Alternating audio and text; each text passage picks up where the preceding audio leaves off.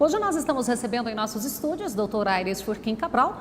Ele é produtor rural, é advogado e tem um conhecimento bem gostoso para a gente falar de um modo geral sobre tudo. Sempre muito modesto, a gente fala que ele sabe que é especialista, mas é assim, tá? Doutor Aires, a gente tem essa tranquilidade de abordar todos os assuntos e hoje a gente vai falar um pouquinho dessa reforma previdenciária, o trabalhador rural, o produtor rural, o que é que pode mudar, o que é que pode não mudar, tem benefícios, quais são os sacrifícios? Porque, de acordo com o querido doutor Emílio Bailão, médico aqui em Rio Verde, diz que não tem benefício sem sacrifício. É por aí mesmo, doutor Aires? Fabélia, muito bom dia, boa tarde ao pessoal do Clima Tempo. Eu acredito que a evolução dos tempos nos leva à necessidade. E as necessidades que são apresentadas nesse momento não é só ou exclusivamente relacionado à necessidade da mudança para a população, mas ela também é vinculada à mudança necessária que nós temos da formalização do dinheiro público, da equalização de receita e despesa. Então, ao meu ver, são dois pontos. Não acreditar naquilo que o Emílio diz é não acreditar nas próprias razões da existência humana. Não tem como você progredir sem que você faça algum sacrifício. Mas o que mais me impressionou nesta proposta de alteração da Previdência é o objetivo, é a busca de nós termos cidadãos comuns no Brasil e não só cidadãos especiais. O objetivo dela trata de uma forma bem ampla, no sentido de equalizar comuns e autoridades. Todo mundo pagando para poder receber. E todo mundo pagando para poder receber o mesmo ao final. Eu vou te dar um exemplo da distorção que nós nos encontramos hoje. O funcionário da iniciativa privada que ganha R$ 998, paga cento e poucos reais de Previdência Social. O ministro do Supremo Tribunal Federal, que ganha, fora os penduricalhos, quase 40 mil, 39 e tanto, não paga 3 mil.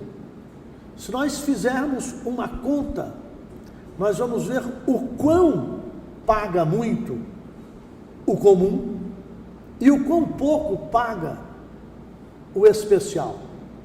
Só tem que, quando eu busco o Supremo Tribunal Federal, eu estou te trazendo um exemplo de como o poder público é permissivo para com os seus e arrogante, desonesto para aqueles que o sustentam, que somos nós, os comuns. Então, a visibilidade que se dá nessa pretensão de alteração da Previdência Social é fazer com que ela seja, no mínimo, honesta. E aí é onde a gente tem também a organização, é justamente desse servidor, né? Que aí o sindicato que faz barulho contra é justamente aquele que está sendo mantido pelo comum. Eu vou usar um exemplo aqui da nossa cozinha, aqui de Goiás. Se você pegar o funcionário comum, que ganha R$ 998 bruto por mês, e pega o servidor menos qualificado do estado de Goiás, e vou ser franco, na área da educação, aonde vive-se dizendo que ninguém é valorizado, o servidor aqui está pagando aproximadamente 9,5%. E o funcionário comum está pagando quase 12%. Ao final da jornada do funcionário comum, que são 60 anos, ele aposenta ganhando 998 e tem o disparate de não ter aumento, nunca. Ele só receberá, como ele recebe um salário mínimo, aquilo que vale o salário. Em contrapartida, esse mesmo servidor, que não paga 11 e tanto, paga 8% sobre o salário, ele chega ao final da sua vida de trabalho com 25 anos apenas de contribuição, o outro era de 30, 35, recebendo a integralidade do salário, pagando menos do que o outro, e a sua aposentadoria é vinculada ao salário da ativa. Então, se o salário da ativa aumenta, o dele aumenta. Enquanto que na iniciativa privada, se você ganha mais do que o salário mínimo, você tem o tal redutor previdenciário. Todo ano o salário sobe e você fica. É um exemplo clássico daquele que conseguiu, por tempo de serviço, aposentar ao máximo, vamos pôr 10 anos atrás, que era o equivalente a 10 salários mínimos. E hoje, 10 anos depois, ele não recebe 5. Por quê? Porque nós temos um teto de aumento. Ou seja, aumenta o salário mínimo, mas eu tenho um redutor previdenciário para aquele que ganha mais. Então, nós precisamos... E esse ganhar mais é só mais que um salário mínimo. Não é que não precisa estar ganhando tanto. Basta ser R$10 acima do salário mínimo, ele sofre as intervenções dos redutores. Isso. Mas o que eu quero dizer é que nós temos que entender que nós não podemos ter brasileiros diferentes. O brasileiro da iniciativa privada deve ter os mesmos direitos do brasileiro da iniciativa pública. Nós não podemos ter pessoas diferentes. Condições eu até admito. E quando falo isso, eu trago à baila profissões que a pessoa não tem outra saída. Ele tem que ser dedicado exclusivamente àquilo. E aí eu vou te dar um exemplo dessa história que nós estamos arrumando, que é da aposentadoria dos militares. Evidentemente que nós temos que encontrar um meio diferente. Não é aquilo que está na iniciativa privada e não é aquilo que está na iniciativa pública.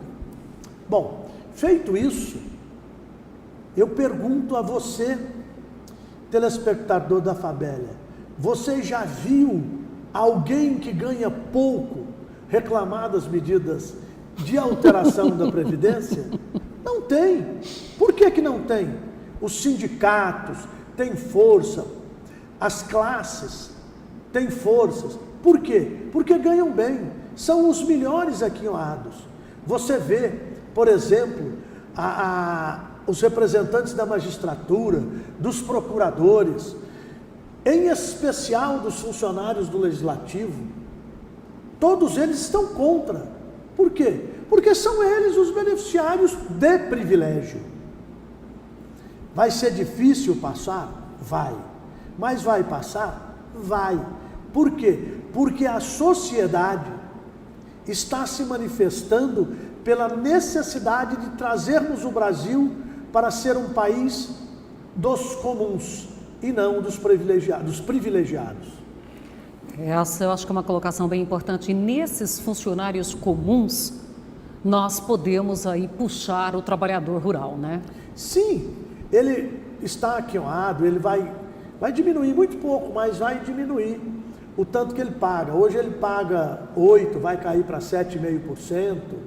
E a própria medida provisória, aliás, a própria emenda à Constituição traz um diferencial. Ele, com certeza, terá ao final um tempo de trabalho um pouco menor do que aquele da vida urbana. Isso tudo vai se ajeitar dentro do Congresso e nós vamos encontrar uma equalização. O grande problema é que nós temos que entender também que o trabalhador rural, ele exerce uma função de importância tão difícil, tão preponderante, que ele acaba ficando exposto às coisas e condições mais adversas, climáticas, por exemplo. E tudo isso são trabalhadores que usam o seu próprio corpo, a sua força, eles têm que ter um diferencial. Então, quanto a isso, não tenha dúvidas. Já veio diferente e o Congresso haverá de lapidar um pouco mais isso. Nós podemos dizer assim que o caso do trabalhador rural, ele resguardado as suas proporções, é tal qual o caso dos militares. Nem pode radicalizar por um lado, nem pelo outro. Exatamente.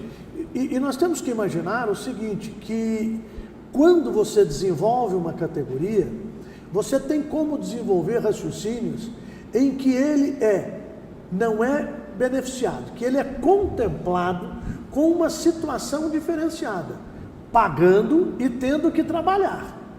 O grande problema nosso é que os privilegiados pagam menos e trabalham muito menos. E nessa questão do trabalhar mais, trabalhar menos, agora lá vai a pergunta, você está com quantos anos? 55.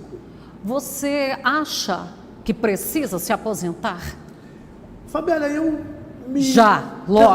me excluo desta ideia previdenciária por duas razões muito simples. A primeira delas, eu não me vejo inativo. E a segunda delas é que para a minha atividade, para o meu prazer pessoal, eu não posso me aposentar. Eu quero continuar trabalhando até os últimos dias. Tanto isto é verdade, que as atividades em que eu vivo, você raramente encontra aposentados, abre aspas, a não ser os advogados que têm vínculo empregatício com o governo, porque nós da iniciativa privada advogamos até a morte. E como produtor rural, você há de convir comigo que esse não aposenta mesmo. Bom, então nós dois temos a mesma opinião. Eu costumo dizer que eu vou só até os 110 anos e vou trabalhar só até 109. Eu não posso ainda precisar a quantos anos irei, mas estarei na ativa enquanto saúde estiver, estarei. Então, olha só, a gente vê o trabalhador tranquilo. É essa a naturalidade que a gente tem, né? É a tranquilidade do trabalhador da iniciativa privada com relação a essa reforma. Tirar meus direitos, não vai tirar. Está claro. Da iniciativa privada, você não tem mudança nenhuma. É lógico, também não posso fechar os olhos. Vamos ter que trabalhar mais. Ponto. Tranquilamente. Vamos pôr 65 para homem, 62 para mulher. Mas nós temos que fazer uma análise o seguinte: quando essa Previdência Social se estabeleceu, nós tínhamos uma vida média de 60 anos de idade. Hoje nós estamos chegando aos 82. Isso quer dizer que nós temos que encontrar um meio para trabalhar mais, porque senão, hoje, 2019, nós temos um contingente de aposentados de algo de 6 milhões de pessoas que ainda não tem 60 anos de idade. Ou seja, efetivamente nós estamos dispensando uma massa de força de trabalho muito grande e nós temos que entender também que esse que aposentou aos 50, ele demandará recursos até 80 e poucos. Então nós temos que fazer a conta. Previdência, um põe para outro tirar. Nós temos que ter muito mais colocando para que poucos tirem. Então nós temos, isso não é um privilégio brasileiro.